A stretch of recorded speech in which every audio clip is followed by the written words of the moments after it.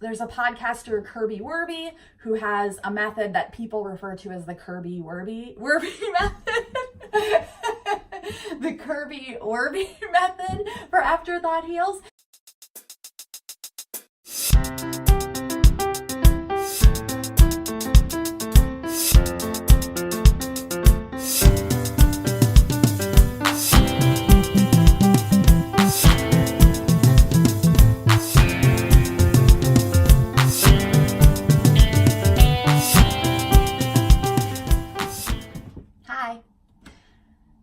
Welcome to Knitting My Shit Together, a knitting and yarn podcast where neurodiversity and yarn collide. My name is Farah. You can find me on Ravelry and Instagram as Farah Knits. If this is your first time watching Knitting My Shit Together, welcome. And if you are a returning viewer, it's good to have you back and good to see you again. Today is episode 6, I think. Wow. Okay. And this will be titled Let's Be Honest, and we'll get to that later. So I'm going to have my show notes with me that I refer to. And just so you know, if this is your first time here, I will put names of different projects I'm working on and stuff like that, pictures sometimes up on the screen, but I don't list every single thing I mention in the drop-down box. I put a few of the things in the drop-down box on this video for show notes, but any of the projects I'm doing or yarn I'm using, if you want to know about them, go to my Ravelry page because I keep that really, really up to date. So that will be entirely up to date and you'll be able to find that information there. So first thing I want to say is I am starting something new. I'm recording shorter little videos that will come out midweek called Midweek Minis. And I recorded and edited the first one yesterday and it will air Wednesday, and I think I set it so that it's going to release Wednesday at about noon Central Daylight Time, which I think is GMT -5 for those of you not in the US or North America. So that is a thing and I'm excited about it. This week's topic, I'm going to talk about yarn subscriptions. So look for that on Wednesday. You can subscribe if you're not subscribed to the channel and you'll get notified when they come out because I'm not going to do a midweek mini every week.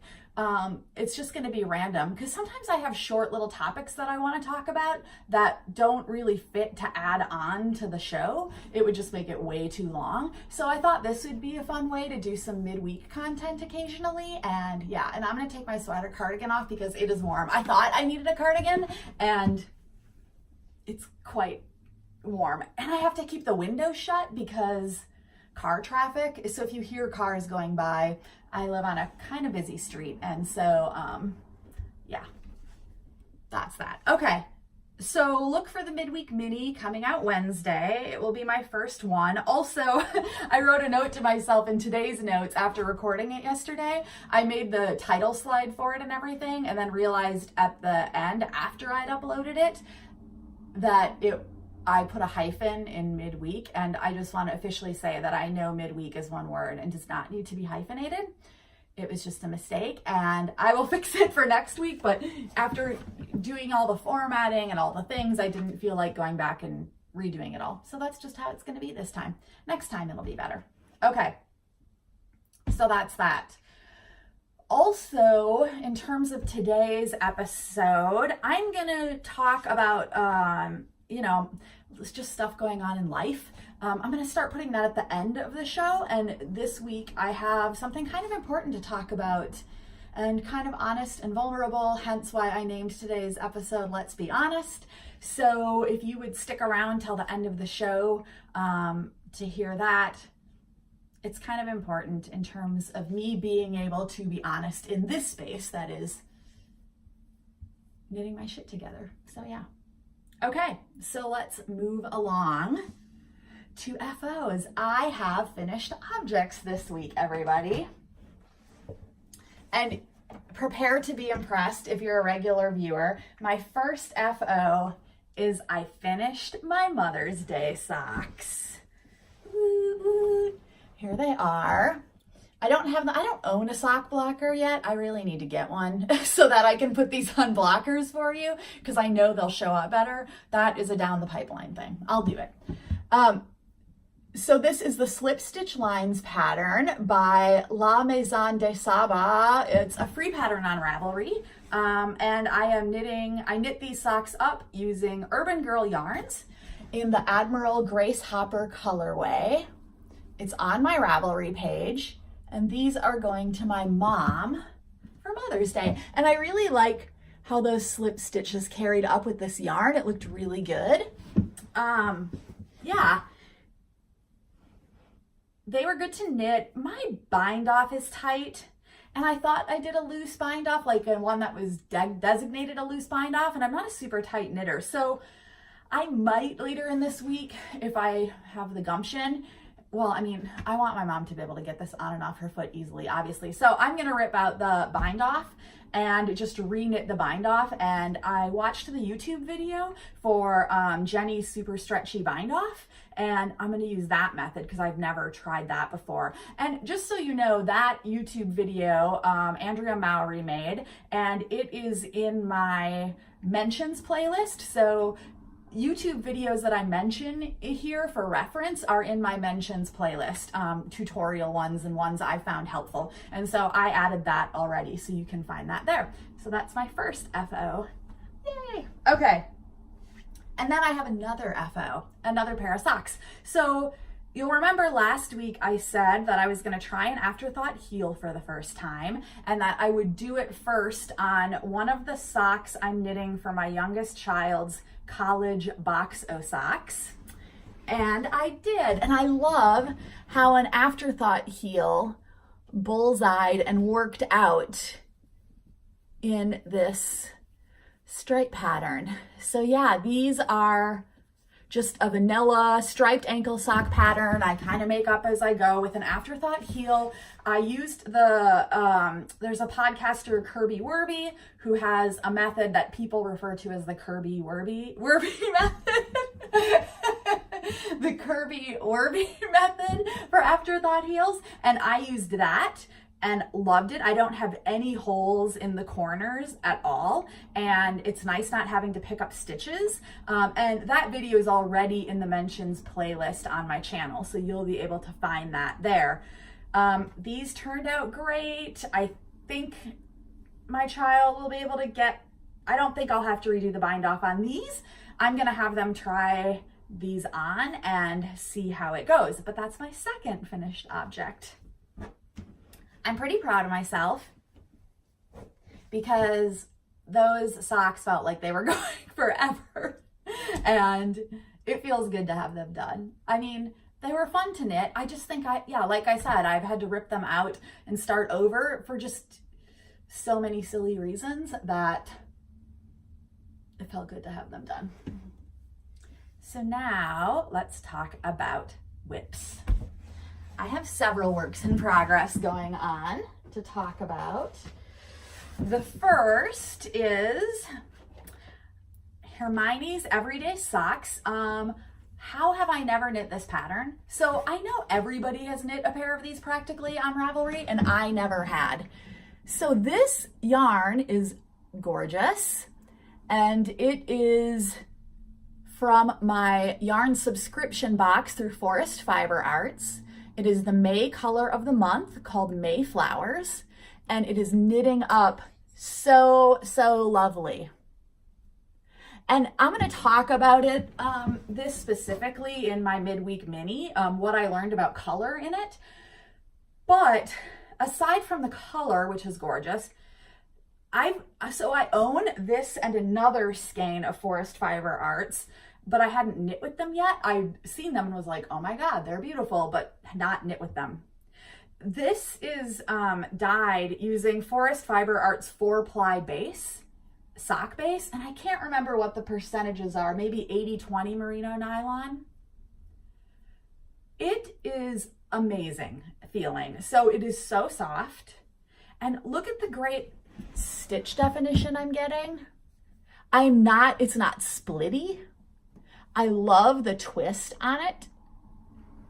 and it is knitting up like a dream. I messaged Nikki, the dyer from Forest Fiber Arts, who owns it, and let her know, like, this is probably, out of yarns I've used, sock yarns, in the top 3, I would say. So I'm really happy that I'm going to be getting a skein every month to explore and knit a pair of socks with. And how have I not knit Hermione's Everyday Socks? I do not understand. It is a dreamy, dreamy pattern. It's like got enough involvement to keep your mind engaged, but not so much that you have to give it your sole focus. So yeah, these have flown, considering I'm already past the heel where I'll put in the afterthought heel, because it's like my new favorite heel, on the first sock. And I'm about to start, I have like another inch to go before I start putting the pattern on the back of the sock too, and then just knit up the ankle and do the cuff.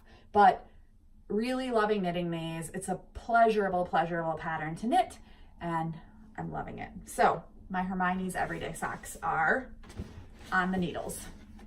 And it's funny, this is what's funny too. Remember last week how I was all like, oh, I have sock fatigue. Yeah. I don't think I had sock fatigue generally. I think I had knitting last week's particular pair of socks fatigue, because these, I'm having a hard time putting these down, excuse me. So I'm really, really enjoying knitting this yarn, this pattern. Yeah. Okay. My next whip is my shaker rag top. So I have made some serious progress on this since last show. I'm gonna hold it up. So this is the shaker rag top by Amy Christophers, and the pattern is in the Mason-Dixon Knitting Field Guide number 6, which is called Transparency. And I am knitting this using Holstgarn Coastal in the lead colorway. And the Coastal, I believe, is 50% merino or wool, 50% cotton. So this is kind of a summery top. I don't know, you might be able to start seeing the stripes now with that light behind it. So those stripes are created by knitting a single strand for a number of rows and then holding the yarn double for a number of rows. I'm doing it in this gray. It's not blocked yet, so of course the stitches are a bit wonky, but yeah. So I have knit the bottom here all the way up to the underarm, increased for the underarm, and then divided the back and front. And now I'm knitting the back and forth, and I have about one more inch. No, I have about, let me think, 10,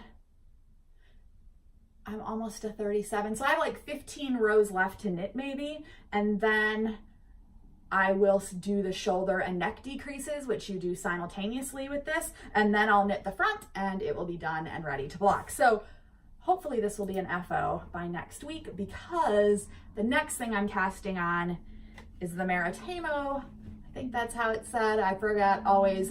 Top or T by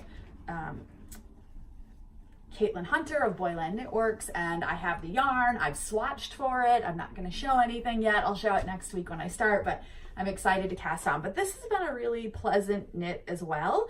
And this is one of those things where I'm going to be really, really happy to have the product. I'm really looking forward to having like a hand knit summer top that I can wear with sundresses, and yeah. And so I hope to, you know, knit several short sleeve summer tees and tops this summer. So yeah, there's that. Okay, there's more.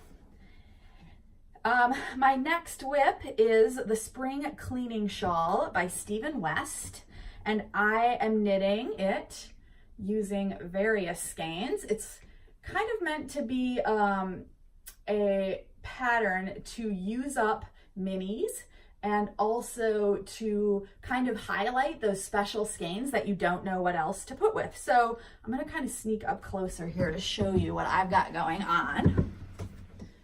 So I have knit the first, I'm working on section 4. These are the 4 smallest sections. This bottom is from Muse 2320 Fibers. It's one of the Lucky Strike colorways. I think it's Lucky Strike number 6, and it's on the Finch base, which is a single strand fingering weight yarn. It's really soft. The black, I don't even know what it is. I'm using it as the contrasting color in between my sections. And I can't even remember what it is anymore. The yellow is leftover scrap Malabrigo sock that I had. This rosy color is the mini that went with my May Flowers skein that I'm knitting the Hermione's Everyday Socks out of right now. So that's this, and this is from Forest Fiber Arts, and it's lovely. This is the 4-ply sock as well. And then this navy color is Stitched Together, and it came in a mystery sock that I ordered, and that was the mini that went with it. Ooh. So that was the mini that went with it from Stitched Together, that navy color. So I'm still working on that section. I've been weaving my ends in as I go, which I find helpful. And then the next section is going to be one of the bigger ones, section 5, I believe. And for section 5, this was the other skein that came in the Stitched Together mystery order that I did. You hear Hamilton. You can't see him, but he's down here meowing. I'm sure you hear him. So yeah, that is that. Okay. I feel like I'm really cruising through these because I'm like, oh, I'm only 15 minutes in. Probably because I'm sharing random stuff at the end, maybe? I don't know. We'll see where we end up. Okay. I have one more whip I've worked on. So, you know, I'm doing the scrappy I'm doing a scrappy granny Afghan where out of fingering weight scraps, it's just a giant square going around and around. And then I started granny stripes using my worsted scraps. I didn't make any progress on the granny square because I lost my F hook that I was using to crochet it with, and a new one is in the mail for me right now. But I was able to add a little to my granny stripe Afghan. So I think last week I had added some of the yellow, this mustard yellow. Well, now I've added some green and some navy blue. I'm working on the navy blue right now. And so in terms of how big this is gonna be, I don't know. I'm just gonna keep crocheting and adding up scraps until it's a size I like. I mean, it's probably twin size easily going across.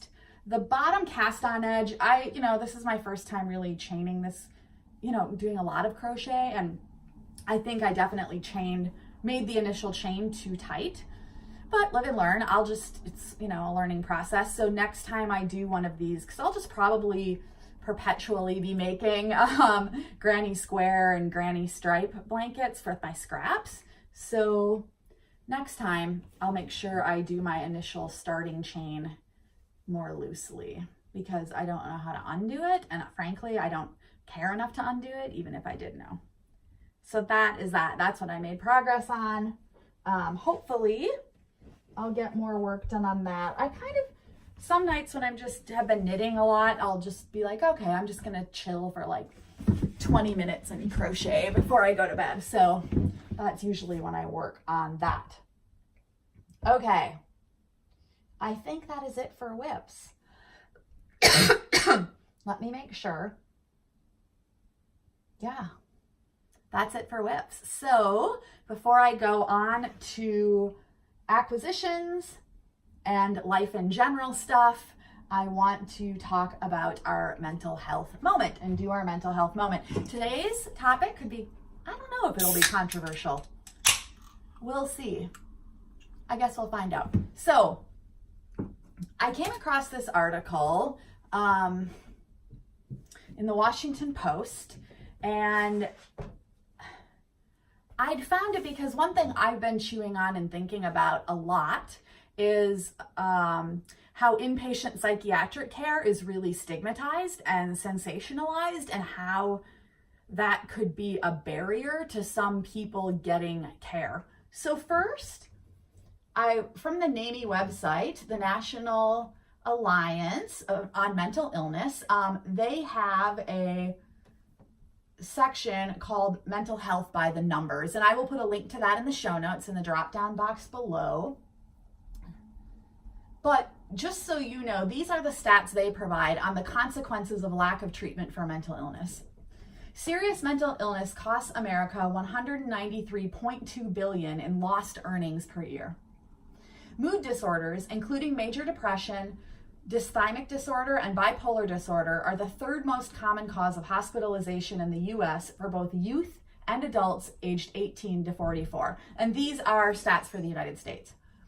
Individuals living with serious mental illness face an increased risk of having chronic medical conditions. Adults in the United States living with serious mental illness die on average 25 years earlier than others, largely due to treatable medical conditions. Over 1/3, or 37% of students with a mental health condition, age 14 to 21 and older, who are served by special education drop out, the highest dropout rate of any disability group. Suicide is the 10th leading cause of death in the United States and the second leading cause of death for people aged 10 to 34. More than 90% of people who die by suicide show symptoms of a mental health condition. And each day, an estimated 18 to 22 veterans die by suicide. So those are like the consequences in the United States we're paying due to a lack of treatment. And I think there's a lack of treatment. I don't think the reason people don't get treated is like one thing and it's really simply summed up. I think it's really, really complex. I just have been thinking a lot about one facet of why people don't get treatment and thinking about that. It's a really much bigger and more complicated picture than just one thing, but I want to talk about one thing. So I wanted to talk about how inpatient psychiatric care is, sensationalized and all the things. So I'm going to read just a couple paragraphs quick, and then I'll share where I see it from.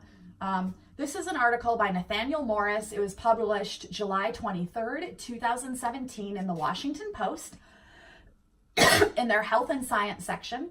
And the title is Psych Wards Aren't What You Think. I've seen lives saved there. And I'm going to jump down, and I'll put a link to this article as well in my show notes in the box below. And he says, so he's talking about being in a psych ward working. And he said, I stopped typing and listened. A medical student in the room paused as well. The sound was growing louder. It was a voice coming from the hallway, a soulful tune filled with emotion. It was a patient singing on the psychiatric unit.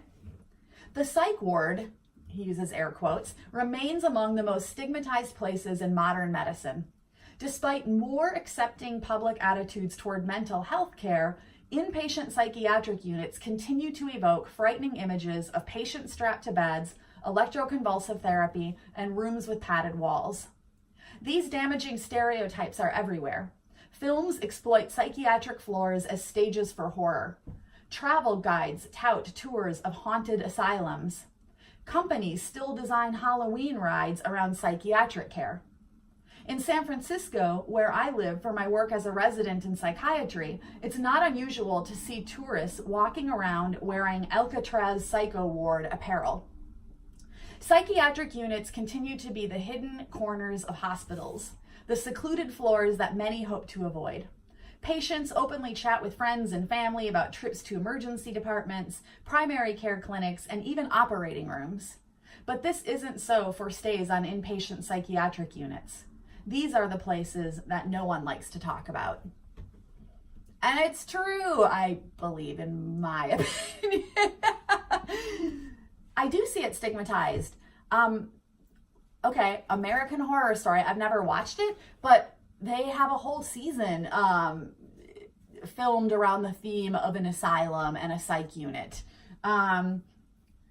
I think images of like One Flew Over the Cuckoo's Nest, things like that stick in our mind. And it's, I was in a psych ward within the last calendar year, and the one I was in is nothing like that. It was just like any other hospital unit, pretty much. I mean, ugly mauve 80s furniture. And you know what? It was a place where I was able to get stabilized and get help, and it probably saved my life, and I saw it saving the lives of other people as well, and I was grateful for it. So I think one facet of why people don't get help is part of that stigma culturally. And it's interesting because the night before I went into the hospital, I said to my partner, I said, hey, I think I might need to go to the hospital, because I was at a place where I didn't even trust myself with myself. And he hesitated briefly. And later he admitted to me after, he checked me into the hospital, and he got to come to the unit, obviously, for a visiting hour each evening. And one of the things he said later when we talked is he was like, yeah, I was hesitant because of all these negative stereotypes surrounding psych wards. And once I came for visiting hours and was able to see it, I was like, oh, this isn't anything like I thought it would be. And I'm not a bazillionaire. I mean, yeah, I have access to care other people don't. And I wasn't at like the county hospital. So who knows what that's like? I don't know. But my experience was a good one. And yeah, I'm grateful for it. So that was the point of Nathaniel Morris. And so I guess what I would ask us as a knitting community and yarn community is to think about what we're watching, or think about how we're talking about what we're watching. Like, if you really enjoy American Horror Story, like, no judgment, no shame, but maybe think before you're talking about that particular season about who you're around. Are there strangers around? Do you know if they struggle with mental illness? Do you know if they've been hospitalized? Do you know if they perhaps should be, but because of the stereotypes are too afraid? So I just want us to be thoughtful about those stereotypes that are out there, and how we use them, and how we kind of, make psychiatric care a scary story, and we just play into all those stereotypes.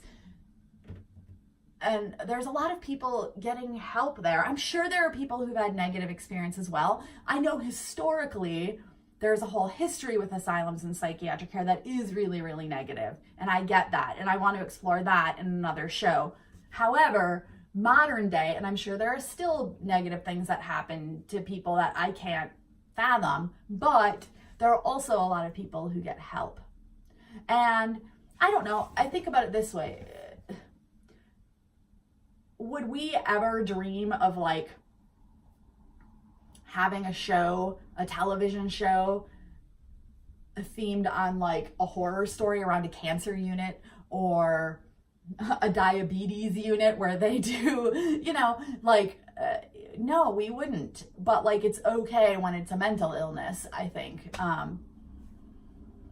And that also plays into the stereotypes about people with mental illness being violent, and that whole portrayal, which isn't statistically true at all.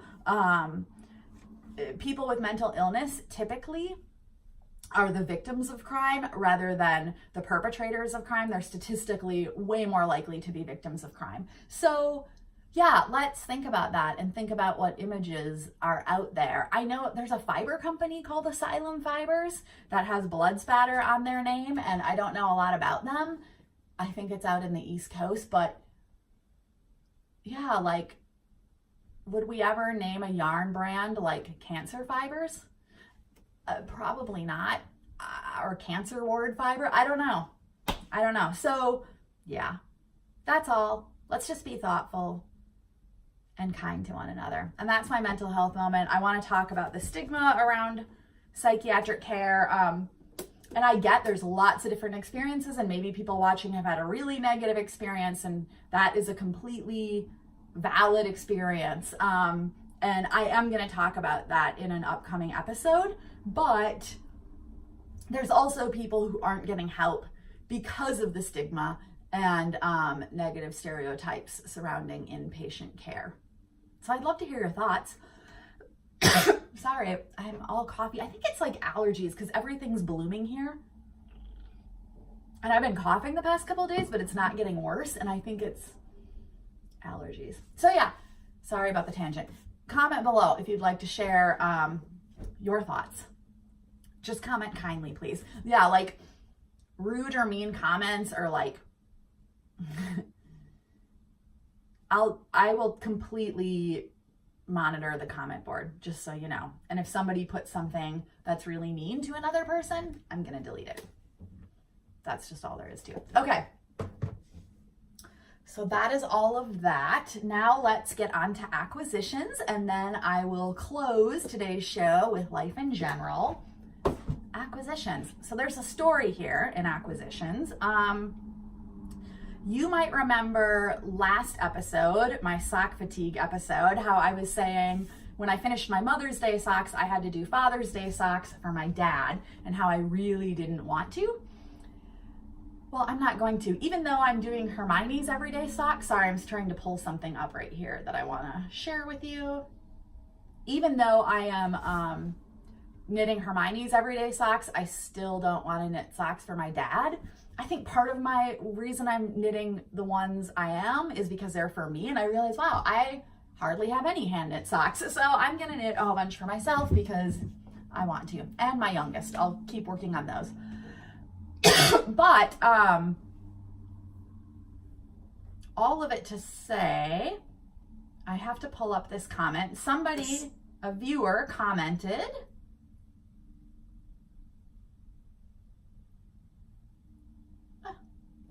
Okay. A viewer commented, BB commented on last episode when I was talking about sock fatigue.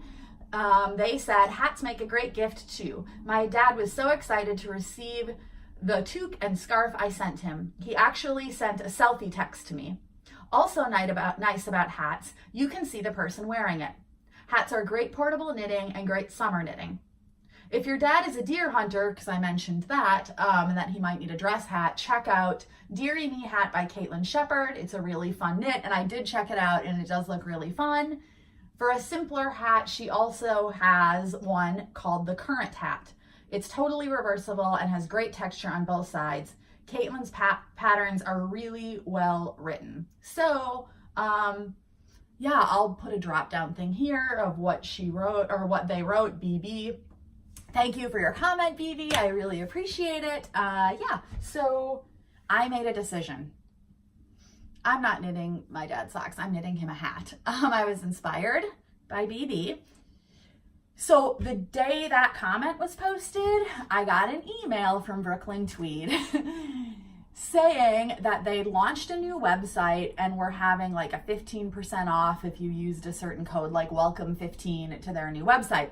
So I went, and they tweaked the website to make it easier when you pick a pattern to bundle the yarn with it so that it's all right there, I believe.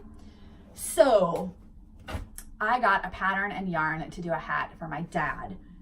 I am gonna do the skip hat from Brooklyn Tweed, and it is a brioche hat, so it's totally reversible. I'm gonna knit, the pattern has 3 versions, a beanie version, a slouchy version, and then a fold up version. Knit in brioche, and I feel like it's a versatile pattern and I'll use it for lots of people. It's fingering weight. I got 2 skeins of Brooklyn Tweed Loft. These are close colors. One's black and one's a charcoal. And these are blue. Let me see. Yeah, these are just American Targhee Columbia wool. This is Loft. I am going to use these, and they're both darker, as I was saying. Sorry, my brain is all over the place. These are both darker, but I'm doing that because it's a dress hat for my dad, and so you'll still get the color difference with the brioche, but it'll be more subtle, and he can either wear it on the more dominant, darker side, or the lighter side as being the most pronounced. And so that is what I'm doing, my decision that was made for my Father's Day hat. The skip hat by Brooklyn Tweed, and got the yarn. So that came, that's an acquisition that came. The other thing that came this week, so I caved and got another fringe supply bag. And this is why. I got the camo one. This is the waxed canvas. I love it. This is why I did. So you know I got the town bag.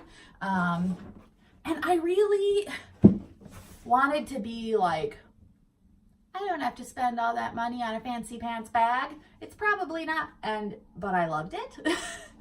And I needed another project bag because like all my bags are taken right now pretty much. So I don't know, I found, even though it's a little bit more, it's something that's in my budget, and I found that in the long run I save money, because if I spend a little bit more, save up and spend a little bit more for what I truly want, I won't keep buying, I'll buy less. And you know, this is durable and will last a long time, and so I'll end up having fewer in the long run. But I really like it, and that came as well. The other acquisition that came, I have things I want to show you with this. I took pictures of this because they're hard to show on camera because they're little. So I took pictures earlier that are going to come up here on the screen. I got some stitch markers and a progress keeper from Firefly Notes. So first off, let me say this. The packaging from Firefly Notes is adorable, and you can find them at fireflynotesonline.com. So I'll first tell you what I got. So the first thing I got was pig stitch markers, a pack of silver pigs. And I got these because they remind me of my grandpa. So he was a farmer and he had pigs. And I used to always go with him into the pig barn, and when he was feeding the pigs, and I used to love it, even though you would come out completely smelling like pigs. I didn't care because I loved seeing the pigs. And so yeah, I got little pig stitch markers to remind me of him. I can't remember how many come in the pack. 8 come in the pack. And okay, this is what I'm talking about, the packaging. They came in this little bag. How adorable is that? The other thing I got was, I think it's attached to a sweater, so I'll just put the picture up. I got an acorn progress keeper, and I got it because, I don't know, all my ones are really naturey. All my stitch markers, like the feather, the moon, or progress keepers that I've gotten so far. The feather, the moon, the bee. Now I got this acorn. And we have a lot of oak trees here in Minnesota. And so I just remember as a child in the fall, always having acorns all over the ground when they fell. And so it just reminds me of that. And they're kind of cool looking. So I got the acorn progress keeper, and it came on, again, adorable packaging. It came attached to this in a little cellophane baggie, or waxed paper baggie, actually. How cute is that? And it was hanging from that little twine loop. And then one of the things, they include their business card and a recipe. How cool is that? So you get a postcard and it says fireflynotesonline.com, and then on the back is a recipe. And so the recipe they include was Shelley's Better Than Your Baba's Borscht. I have never had borscht, but I do like beets. So I'm gonna try this, I think, because it's probably pretty good. It looks good, it sounds good. So I might try the borscht. If I do, I'm gonna hold on to this. I'm kind of put up a bulletin board here, and I'm clipping things that I wanna hang on to or just have because. So I'm gonna hang on to this, and if I make the borscht, I will review it and let you guys know how it was. Even though I'm not like a culinary expert, yeah, I will still review the borscht. So yeah, that's what came in the mail this week. And I think that's it for acquisitions. I'm gonna quick put everything back and then let's talk. So we're gonna do life in general. I'll start out with something really random. So it's Memorial Day weekend. I have done nothing. I've been doing a staycation. So I've basically just been knitting most of the weekend and watching podcasts and listening to audiobooks. I listen to audiobooks. I check out audiobooks from our public library and listen to them while I knit. And I just finished a David Sedaris book, and now I am listening to Ta-Nehisi Coates' book. We Were 8 Years in Power, I think is the title. And it's about the Obama administration, and it's already dealing with like respectability politics, and it's just really good. The introduction was so good. So Ta-Nehisi Coates, I'll put the title here, but I think it's 8 Years We Were in Power. And yeah, it's really good so far. I'm like an hour in. And so that's what I've been doing, listening to audiobooks and chilling and knitting for the weekend. I came across, so now to the other part, somebody on Instagram, I'm gonna pull it up, and you know, I keep my laptop here handy because it's easy for me to find things to refer to. But I want to share a conversation that happened that I commented on that kind of prompted all of this. Well, it didn't really prompt it. It was kind of the universal straw that broke the camel's back. I am having a hard time finding it. I did share it though. Let's see. Sorry. I hate to have you wait while I scroll through my Instagram feed. But yeah, here it is. Okay. So, Brenna Langsandt on Ravelry. I'll have it come up here. They're at BRINNALANGSAMT. Is somebody who I saw their post. We follow one another, and I saw their post because I'm on the Disabled Makers of IG hashtag, and it was a post about their daily dose of meds and showing it and just talking about a whole bunch of things. You can go look at my Instagram feed, but it was just really, I feel like it was her sharing her truth. Like, here it is, here I am. I'm sick of not talking about this. Here. So I DM'd her afterwards and was like, wow, A, it was really well said and thoughtful, and B, in my opinion, and B, it was kind of inspiring to me. It kind of gave me the nudge I needed to share this because I need this space to be a space where I can be me, and I can be honest about me, and I can be honest about my life. So here we go. So this isn't something I'm hiding necessarily, but I haven't explicitly said it either. So if you look on my profile page for Instagram, you'll notice a pride flag, but I didn't really comment on it. And then I added 3 hearts, pink, blue, purple, which are the colors for bi pride, for bisexual pride on that flag. So I'm bisexual and also poly. So I am in an ethically non-monogamous relationship, and right now just have one partner, but haven't always. And if somebody new were to come into my life, I want this to be a place where I could talk about that if I'm knitting something for them, and not have to say like, oh, she's my friend, because that's not honest. And I don't want to have to censor myself. The same reason why I put the swears thing about, you know, hey, I'm going to be swearing here, so that I can just be honest and real. And the same with this. If you're somebody from my previous life, I mean like on this life but knew me previously but haven't known since I've really come to terms with this, which is just within the last couple of years, this might be really shocking.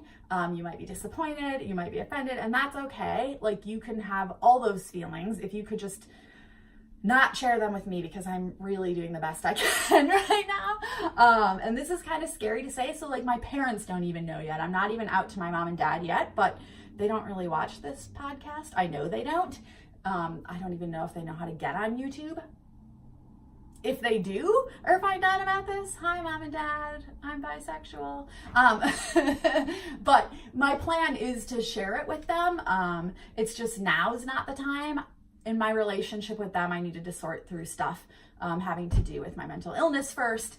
And then once that's all good, I was going to share it with them. It's not something I've been, like, if they flat out directly asked me, I would be honest. They come to our house and there's like pride stickers places and I don't hide those. So yeah, I would be honest if they directly asked me, or yeah, it just hasn't come up and I haven't explicitly stated it to them yet. So anyway, I'm yammering on because it's kind of a scary deal to do on social media. Like the first time I'm really maybe explicitly doing it on social media like this, I don't know. So that's that. Yeah. So now that's there. So now I can talk if I want, you know, if there's ever something I need to share, I don't need to lie, which I don't want to lie because it's nothing to be ashamed of and nothing I should lie about. And if people have a problem with it, then you can unfollow me. And that's okay. Like, you don't have to live your life the way I live my life. You can live it the way you want to live your life. Yes. So, thanks for the inspiration to do that. Yeah, that's that. I'm trying to think if there's other life in general after that little butte. I need a haircut. Yeah, this is like, so I normally get my haircut every 8 to 10 weeks, but my haircut came up when I was in Denver, so I had to cancel my appointment ahead of time and reschedule it. And the soonest my stylist could get me in was like the first weekend in June. And I love how she cuts my hair. So this is like 12 weeks in between a cut. I'm gonna have to wait 12 weeks, which is really long for me. And this feels very crazy and out of control, which is why I'm touching my hair a lot because I'm trying to be like, okay, stay down here. Yeah. So that's that. Hey, give me a like if you liked this episode. You should subscribe, and that way you'll get notified about upcoming midweek minis that I'm going to be releasing. Look for the one on Wednesday to be released noon Central Time. Oh, I just got, did you hear that? That was my reminder to take my meds. So I have to go do that now. Yeah. So thanks for joining me. Thanks for being here. Thanks for letting me be honest. Well, I am going to be honest whether you let me or not. So yeah. Okay. I'll see you on Wednesday, and then I will see you again next weekend. And I hope you have a fabulous holiday weekend. And thanks so much. Bye.